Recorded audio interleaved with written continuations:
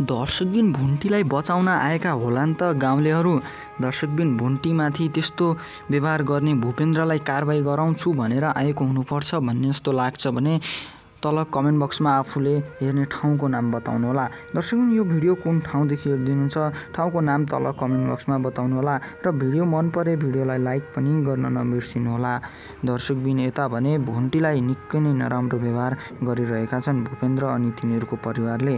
दर्शकबिन भूपेन्द्रलाई भने नसोचेको आरोप लगाएका छन्। भूमिकाको बलात्कार गराउनुमा भने भुन्टीले केटा बोलाएको हुनुपर्छ भन्ने सारा फैलाएका छन्। त्यो फैलाएको कुरा भने भूपेन्द्रका दुश्मनहरूले भुन्टीले भनेको हो भनेर सबै ठाउँ फैलाएका छन्। तर भूपेन्द्रलाई थाहा छैन। तर दर्शकबिन सत्य तथ्य नबुझी भुन्टीलाई भने आरोपमाथि आरोप थप्दै गएका छन्।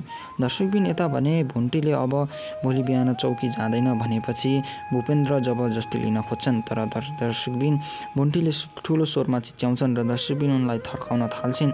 त्यही सुनेर आएको हुनुपर्छ गाउँलेहरू। अब भुन्टीमाथि त्यस्तो व्यवहार किन गरे भनेर सम्पूर्ण कुराहरू खोइलाउन आएको हुनुपर्छ। तपाईँलाई के लाग्छ दर्शकबिन? ती गाउँलेहरू झन् भुन्टीमाथि कारबाही गर्नुपर्छ भनेर आएको हुनुपर्छ त के लाग्छ? तपाईँका प्रतिक्रिया तल कमेन्ट बक्समा बताउनुहोला। मलाई त लाग्छ दर्शकबिन भुन्टीमाथि भएको अत्याचार र आरोप भुन्टीमाथि त्यस्तो नराम्रो व्यवहार किन गरियो भनेर सत्य तथ्य बुझ्न आएको हुनुपर्छ गाउँलेहरू। दर्शकबिन एउटा महिलामाथि त्यस्तो नराम्रो व्यवहार गरेपछि सारा गाउँलेका महिलाहरू त्यहाँ आएर भेला भएर भुन्टीलाई उद्धार गर्न सक्छन्। दर्शकबिन तपाईँलाई आजको भिडियो कस्तो लाग्यो कृपया प्रतिक्रिया दिन नभुल्नुहोला।